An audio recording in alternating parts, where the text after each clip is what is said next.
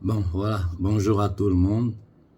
Excusez-moi, à partir d'une certaine heure, je me mets la crème antibiotique sur les yeux, donc je n'arrive plus à lire les messages ni à répondre à personne. Avant d'aborder le motif pour lequel je prends la parole ce matin, je tiens à signaler à tout le monde que le jeune frère Keifof est encore aux mains de la Gestapo française. Je répète, le jeune frère Keifof est encore aux mains de la Gestapo française. Et hier, j'ai vu le nombre de personnes qu'il y avait devant le commissariat de police. J'ai été choqué. Un de nos frères de combat est arrêté par la police française. Et nous savons tous pourquoi. Simplement parce qu'il est en train de défendre son peuple. Et nous sommes là, nous le regardons. Tu vois quelques personnes devant le commissariat de police. Mais devant une telle situation, je vous ai toujours dit notre nombre et notre force.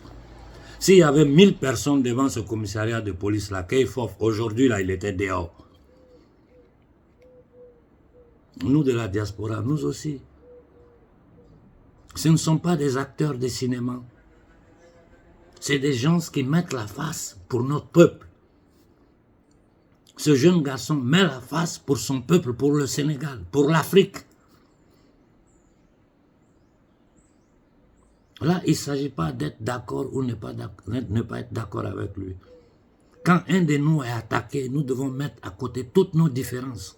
Et tout le monde doit se lever pour le défendre. À vous de la diaspora française, moi je vous regarde, je n'ajoute rien d'autre là-dessus. Vous savez très bien ce qu'il faut faire pour que le frère Keifof soit libéré.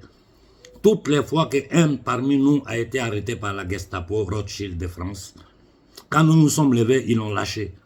Et j'ai eu des informations sur celui qui a déposé cette plainte contre Keifof. J'ai dit à la communauté africaine, à la communauté sénégalaise, ce gars-là, c'est le recruteur des merveilles de Macky Sall. C'est-à-dire c'est lui qui recrutait les mercenaires de Macky Sall, d'après les informations que j'ai eues. Un homme comme ça, il ne doit plus pouvoir se présenter dans la communauté sénégalaise.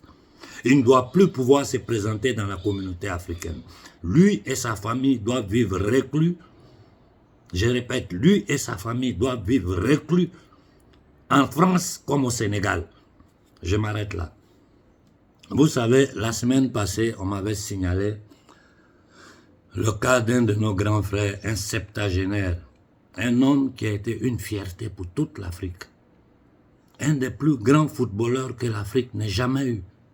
Un des plus grands intellectuels, parce qu'on m'a envoyé ses travaux, je les ai lus. Je vais vous présenter sa photo ici. Comme vous pouvez voir, aujourd'hui, c'est un septagénaire.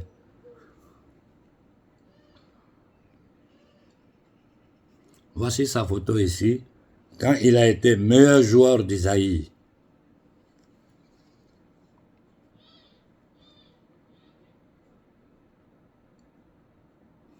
Voici sa photo ici, il est en troisième ligne dans la file, ça ne se voit pas bien. Avec l'équipe d'Isaïe, les Léopards, en match éliminatoire pour la phase finale de la Coupe du Monde de football en Allemagne en 1974. Voici une autre de ces photos ici avec le TP Mazembe. Je sais que vous ne voyez pas très bien à cause du téléphone.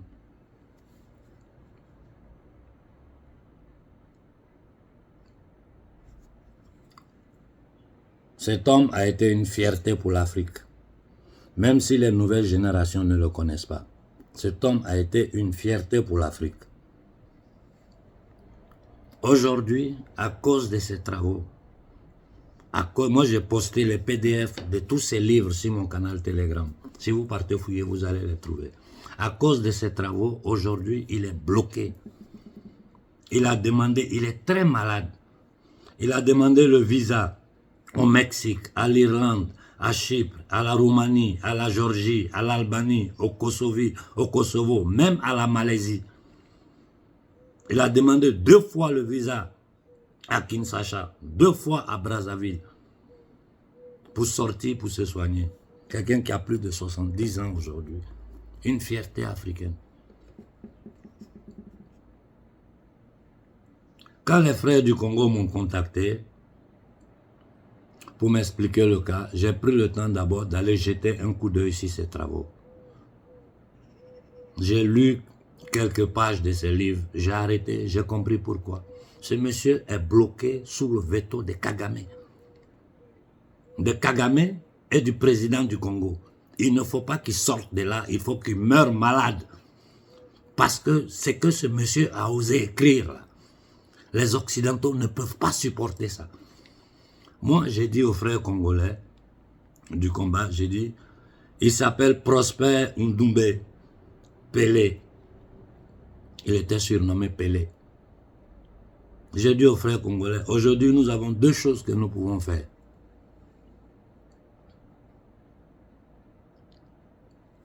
C'est demander gentiment au gouvernement malien, au gouvernement burkinabé, de lui donner un coup de main pour qu'il quitte. Et je lui ai dit personnellement, quand je l'ai eu au téléphone, j'ai dit je demanderai à l'ambassade du Burkina et du Mali. C'est les seuls deux pays où tu peux partir avant qu'il ne meure là-bas. Bon, et je sais que s'il se rend à l'ambassade du Burkina et du Mali, ils vont lui donner un visa pour aller dans un de ces deux pays, vu que la communauté congolaise le soutient par derrière. Nous allons voir comment l'aider pour se faire soigner. Bon, hier comme moi, vous avez tous vu le dernier communiqué du gouvernement du Niger. Je vais vous la faire écouter, nous allons l'écouter ensemble.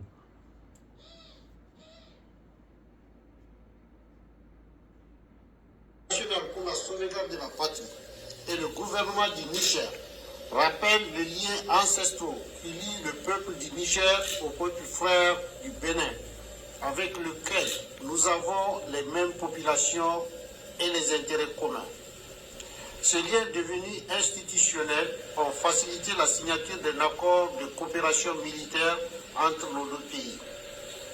Toutefois, ce pays, face à la situation sécuritaire, politique et économique, a décidé d'envisager une agression contre le Niger au lieu de le soutenir.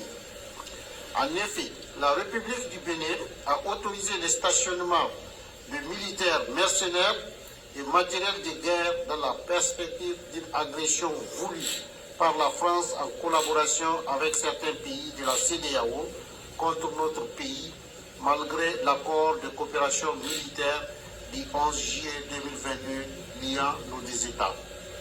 Le Conseil national pour la sauvegarde de la patrie et le gouvernement du Niger réitèrent leur volonté d'éviter l'escalade et après avoir appelé à plusieurs reprises le respect des obligations du dit accord, décide de dénoncer l'accord de coopération militaire du 11 juillet 2022 conformément à son article 23 et au préavis de 6 mois. Une correspondance diplomatique sera adressée aux autorités béninoises conformément à la procédure en la matière. Fait à Niamey le 12 septembre 2023.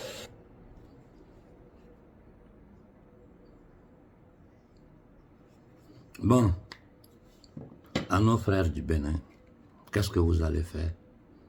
Vous devez comprendre une chose. Le franc-maçon Patrice Talon a juré d'obéir aux loges au prix de sa vie. Donc vous, Béninois, vous n'êtes rien à ses yeux. Vous n'êtes pas plus que des cafards aux yeux de ces criminels. Je répète, vous n'êtes pas plus que des cafards aux yeux de ces criminels qui a fait un jurement avant d'entrer en franc-maçonnerie. Et tout le monde sait, quand tu jures, si je trahis, coupez-moi la tête. Donc il ne peut pas trahir ses frères en Satan. Il ne peut pas trahir sa loge mère pour vous, qui n'êtes rien, vous n'êtes rien d'autre à ses yeux que des mangeurs inutiles, des cafards. Vous allez vous asseoir dans le Bénin, regardez Patrice Talon entraîner le peuple béninois dans une guerre contre nos frères qui sont en train de se défendre contre nos ennemis exogènes séculaires. Vous allez permettre ça? Toute l'Afrique vous regarde. Vous allez permettre que Patrice Talon installe ces entités démoniaques, ennemis séculaires de notre peuple, qu'ils arrivent avec des mercenaires sur votre territoire, des armes, et personne ne bouge. Faites-vous une profonde réflexion, frères du Bénin. Faites-vous une profonde réflexion. Si vous avez un peu de dignité, si vous avez un peu d'amour propre pour notre peuple, je pense que le Bénin, les prochaines heures, va se lever contre Patrice Talon. Si le Bénin ne le fera pas, sachez que vous êtes complices de nos bourreaux. Parce que là, on n'est plus dans la condition où on parle des rapports diplomatiques. Aujourd'hui, là, ils ont jeté le masque. Et Macron l'a dit clairement. L'Afrique nous appartient. Vous avez une grande responsabilité devant l'Afrique, devant l'humanité. Vous, frères du Bénin, vous avez une grande responsabilité. Nos frères du Togo, vous avez une grande responsabilité aujourd'hui. Ouattara, la Côte d'Ivoire. Hier, je l'ai dit, je le répète aujourd'hui. Levez-vous contre Ouattara. Levez-vous contre Ouattara. Vous avez peur de quoi? Ouattara a déjà tué les Ivoiriens. Ouattara nous a déjà tué toute l'Afrique. Levez-vous. Qu'est-ce que Ouattara peut vous faire? On va voir la France comme elle est en train d'attaquer le Mali parce que ce groupe, cette réunion de terroristes-là, ils ont fait descendre tous leurs mercenaires sur le Mali. L'armée malienne est en train de combattre avec dignité et en train d'avancer. Le peuple malien, sortez de vos petites différences, de vos petits égos et prenez vos responsabilités. Ce n'est pas Koïta qui doit vous dire ça. Ce n'est pas Koïta. Le gouvernement malien ne peut pas dire certaines choses. Et d'ailleurs, le gouvernement malien fera tout pour vous empêcher de faire certaines choses. Même s'ils sont d'accord, ils savent que vous avez raison. Mais je vous dis, ni Koïta, ni personne ne doit vous arrêter. Ce qui se passe au Mali, c'est la France qui est en train d'attaquer le Mali. Brûlez tout ce qui appartient à la France au Mali. Jeunes du Mali, brûlez tout ce qui appartient à la France au Mali. Au Burkina, je vous dis, n'écoutez pas le capitaine Ibé. Ça, ce n'est pas son rôle. Le capitaine Ibé est au front. Il est en train de combattre pour vous. Attaquez tous les intérêts de la France au Burkina. Je répète, attaquez tous les intérêts de la France au Burkina. À nos frères du Niger, aujourd'hui, ça est sous les yeux de tout le monde. Vous voyez l'agression que le Mali et le Burkina sont en train de subir. Il faut déloger les Français de leur base militaire et de leur ambassade. Je veux que tout Niamey, les prochaines heures, se dirige sur l'ambassade et sur la base militaire française. Ils vont tirer sur vous. Il y aura des morts. Le monde va les regarder tuer les Noirs qu'ils ont toujours tués. Nous ne sommes rien d'autre que du gibier pour ces gens-là. Nous ne sommes rien d'autre que des esclaves. Et beaucoup sur l'histoire de l'esclavage, là, beaucoup a été falsifié. La femme de Cheikh Anta Diop l'a dit. C'est des centaines de millions de nos ancêtres qu'ils ont déportés. Je répète, c'est des centaines de millions de nos ancêtres qu'ils ont déportés. Le gouvernement Rothschild de France attaque notre peuple. Et nous sommes assis, nous les regardons. Nous sommes assis, nous les regardons. Ça ne peut plus continuer. Au Mali, au Burkina, au Niger, Détruisez tout ce qui représente la France. Je répète, supermarché, autoroute, c'est-à-dire ce qui vous arrange vous là, ne le détruisez pas. Mais les supermarchés, il ne faut plus qu'ils puissent avoir 5 francs du Sénégal. Je dis du Sénégal, le Sénégal c'est leur propriété privée. Du Burkina, du Mali et du Niger. C'est pas Koïkat qui dit, c'est pas Ibé qui dit, c'est pas Tchani qui dit. C'est moi qu'on arrête, je suis en train de vous parler, jeunesse africaine. Il faut que nous agissons maintenant pour arrêter ces gens-là. Au Burkina, attaquez tous les intérêts centres culturels français, ambassade de France, tout ce qui représente la France, détruisez tout pour faire comprendre au monde entier que ça suffit. Parce que si vous ne le faites pas, ils vont continuer avec le terrorisme. Là. Pendant que nos militaires combattent, là, vous, organisez-vous en petits groupes, détruisez tout ce qui est société France, tout ce qui représente la France. Au Mali, détruisez tout ce qui représente la France. Même s'il faut que vous affrontez la police malienne, affrontez la police malienne. La police malienne ne vous tuera pas pour les Français. Ce qui se passe au Mali, c'est que la guerre que le gouvernement malien, les soldats maliens sont en train de faire, ils sont en train de tomber, même si nous sommes en train d'avancer, parce que nous allons prendre Kidal. Nous ne pouvons pas nous asseoir et les regarder se permettre de faire ce qu'ils font depuis des siècles.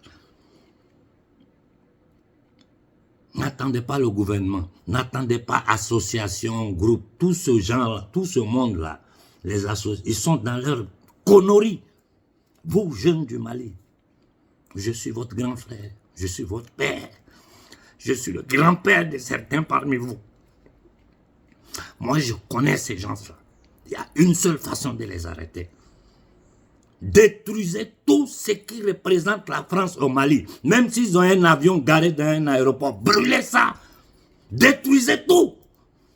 Au Niger, cette semaine, la France doit sortir du Niger. Je veux des millions, 10 millions de Nigériens à Niamey. Il faut attaquer la base française, qu'ils tirent sur vous. Il faut attaquer l'ambassade de France. Si d'ici demain, je donne 24 heures aux Français pour dire publiquement qu'ils quittent le Niger. J'ai dit, je donne 24 heures au gouvernement français pour dire publiquement qu'ils s'en vont du Niger. S'ils ne le disent pas, attaquez l'ambassade, tout ce qui représente la France, brûlez tout. Et on va voir ce que ces négriers occidentaux peuvent nous faire. On va voir ce que cette naziste, Ursula von der Leyen, naziste, qui n'a été votée par personne en Europe. On va voir de quoi ils sont capables. On verra de quoi les gouvernements Rothschild d'Occident sont capables de faire à notre peuple au 21e siècle. Je m'arrête là pour ce matin. Bonne journée à tout le monde.